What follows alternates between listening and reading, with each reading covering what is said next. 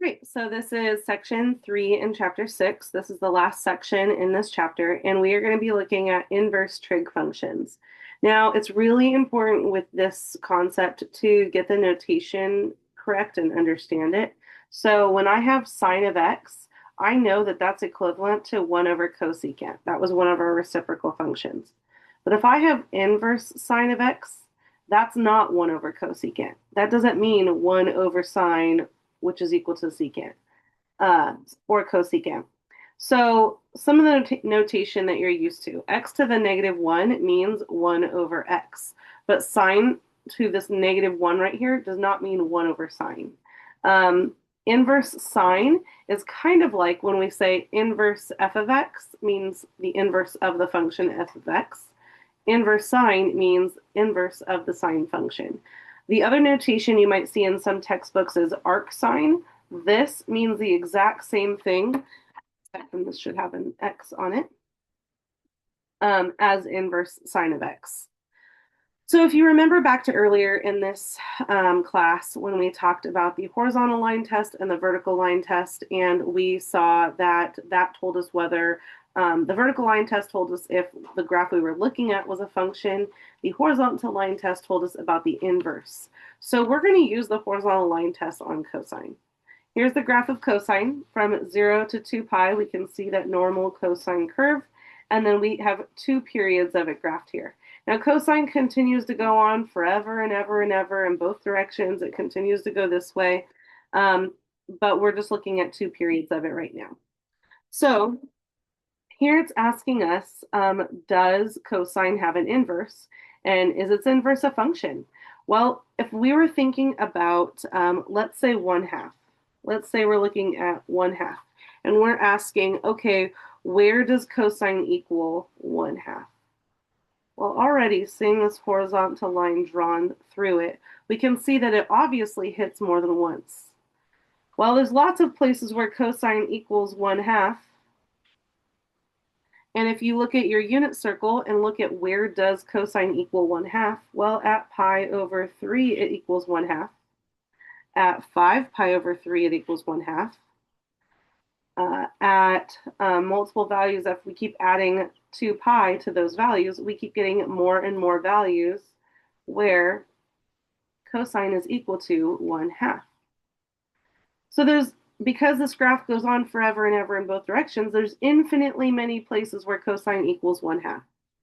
So if we are talking about wanting cosine to pass the horizontal line test and have an inverse, we will have to restrict its domain. And we want to hit every value that cosine equals. So we want to get all the way from the maximum to the minimum. And if the maximum is where it starts, and then when we get to pi, it reaches its minimum, that hits every value that cosine equals without any value being hit twice. So if I restrict cosine to this region here, and I say, okay, inverse cosine is defined from 0 to pi, then it passes the horizontal line test. And so when we are working with inverse trig functions, we are going to be restricting their domain. So what about sine? Can I use that same restricted domain? If I go from 0 to pi, does it pass the horizontal line test? No, it doesn't. So that same domain is not going to work for sine. And it also doesn't reach every value. From 0 to pi, sine only hits the positive values. But if I shift over a little bit and I look at from negative pi over 2 to positive pi over 2, this is 2 pi, pi, and then pi over 2, and negative pi over 2. Then sine hits every value from its minimum to its maximum, and none of them are hit twice. So inverse sine will be restricted to negative pi over 2 to positive pi over 2. And we're using brackets because we can include those ending values. So when we're looking at these inverse trig functions, what we're saying here is that sine of some angle is equal to x. Inverse sine of some value tells us an angle. So let's look at sine and cosine on the unit circle on these restricted domains. If we look at the sine function from negative pi over 2 to positive pi over 2, the sine value at each of those angles on the unit circle are these values here. Again, you want to have these memorized. It gets increasingly more challenging to continue to progress through this material if you don't have the unit circle memorized. So our values of sine around the unit circle are here in blue. And so what we'll be asking with inverse sine functions is, where does sine equal negative 1/2? And your answer then would be negative pi over 6. Okay? So it's helpful for us to think visually about what this means. If you think of the coordinate plane here, quadrant 1, 2, 3, and 4.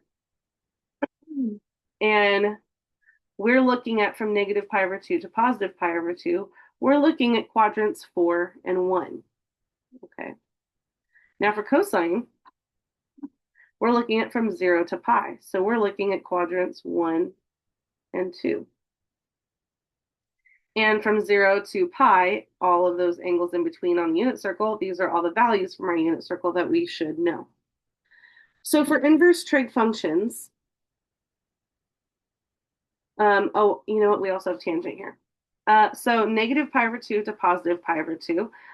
If you think of what the graph of tangent looks like, these are my asymptotes here, and 0, and this is at pi over 2, and negative pi over 2. And our first and third quarter points, and our 0. The graph of tangent passes the horizontal line test for one whole period. I don't have to shorten the period of tangent in order for it to pass the horizontal line test. I can't use multiple periods because then it wouldn't pass the horizontal line test, but keep using one whole period of tangent also hits every value of tangent. So inverse trig or inverse tangents period is the same as its inverse functions domain. So the domain of the restricted function, this is for the inverse. For sine, it's from negative pi over 2 to pi over 2. For cosine, it's from 0 to pi. And then for tangent, it's from negative pi over 2 to pi over 2. And notice that for tangent, I use parentheses and not brackets. Here, cosine and sine are allowed to equal those values. Here, tangent has asymptotes there. It's undefined there. And then the interval on which the restricted domains function has one period, so the normal period of this function, well, sine's normal period is from 0 to 2 pi. Cosine's normal period is from 0 to 2 pi. And tangent's normal period is negative pi over 2 to pi over 2. So same thing, the inverse and the tangent function. All right. So in looking at these inverse trig functions, if you recall back earlier in the semester when we took a deeper look at inverse functions, what we saw it as was g of f of x and f of g of x. And if I found g of f of x and f of g of x, and if those both equaled exactly x, then that told us they were inverses of one another. Well, we can use that knowledge that if I have f of inverse f of x, that will equal what's inside here, x. And inverse f of x is also equal to x. So if I do sine of inverse sine, I'm going to equal x. It should be some value between negative 1 and 1. And if I do inverse sine of sine, then it'll be some value from negative pi over 2 to positive pi over 2. Now, the place where we're going to have to be a little bit careful, excuse me, when the outside function is an inverse function, we need to be careful with the domain because maybe we had something like inverse sine of 5 pi over 6. Well, this is not going to equal 5 pi over 6 because 5 pi over 6 is not on the domain of that outside function. So sine of 5 pi over 6 would be 1/2. And then, so we just evaluated sine of 5 pi over 6 is equal to 1/2. And inverse sine, I'm trying to think on this restricted domain, where does sine equal 1/2? And that's at pi over 6. Okay. All right. These are just domain and range for the different functions and their composite functions. Just some information there for you. Let's get some practice in evaluating these inverse trig functions. And it's really helpful when we're doing these to connect it to what it looks like graphically. So if I'm trying to find the exact value of inverse sine of root 2 over 2, I'm thinking, okay, inverse sine is from negative pi over 2 to positive pi over 2. This is a positive value, so I should be looking at quadrant 1. And I want to think, well, where does sine equal root 2 over 2? Well, that's at pi over 4. Okay. The next one, inverse cosine of 1/2. Well, remember cosine is quadrants 1 and 2. And if this is positive, then I'm looking at quadrant 1. Well, where does cosine equal 1/2 in quadrant 1? That would be at pi over 3. And again, this is why it's so important that you know your unit circle, because if you don't, then trying to think of where cosine equals 1/2, you're not going to know. And so please make sure you know all those values around your unit circle. Now here we have inverse tangent of -1. Again, tangent is defined from negative pi over 2 to positive pi over 2, and this is a negative value. Well, quadrant 4 is where tangent is negative. And if it's -1, that means my sine and cosine values are equal. Well, it's at that 45-degree angle in quadrant 4 where sine and cosine are equal to each other, and that would be at 7 pi over 4. But we're not thinking about 7 pi over 4. We're thinking about negative pi over 2 to positive pi over 2. So that would actually be negative pi over 4.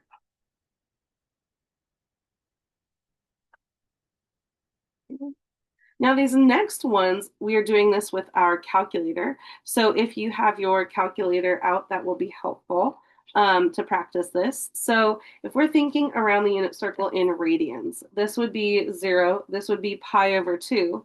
Well, pi is 3.14. 3.14 divided by 2 is 1.57. Here is pi, that's 3.14. Here is 3 pi over 2, so 3 times pi divided by 2 is 4.71. And then 2 pi, well, 2 times 3.14 is 6.28. Now remember, tangent is going from negative pi over 2 to positive pi over 2. And here we have a negative value, so I know I'm looking in quadrant 4. And if I type in my calculator, I think I said tangent. A sine is from negative pi over 2 to positive pi over 2. And where it's negative is in quadrant 4. And so what we're looking for is where does it equal this in quadrant 4? So in your calculator, if you look at your graphing calculator, and let me go ahead and show you mine and how to evaluate it.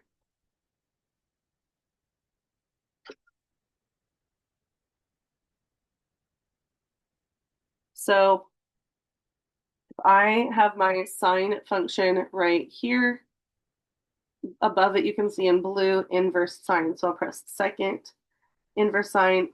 And actually, at first I want to make sure I'm in radians. Yeah, you want to make sure radians is highlighted because that's what we're working with here. And then inverse sine of -0.4. And we get -0.4115. So the angle theta, the answer here, is -0.4115. And if this is 1.57, then if we want to think about negative pi over 2, this would be -1.57. So -0.4115 would be somewhere in quadrant 4. All right, and then that last one says use a calculator, inverse cosine of 1.2. Well, let's think for a minute. Cosine, we're looking at quadrants 1 and 2 here. But if I think about the graph of cosine, before I start typing this in my calculator, cosine goes from 0 to 2 pi, pi, starts at my max, 0, minimum, 0, maximum. Hopefully we're getting pretty good at our trig graphs now. This is my graph of cosine. 1.2, well, it never equals 1.2. It never touches it. It oscillates back and forth between 1 and -1. So this one has no solution. But let's say you didn't notice that right away. Let's say you just typed into your calculator inverse cosine of 1.2. It's going to tell you that there is an error because it's undefined. So even your calculator knows that cosine is undefined at 1.2. All right. So let's take a look at some composite trig functions here and inverse functions. And actually, I think this is probably a good place for us to pause this video, and then I'll do the end of this section in a part 2 video.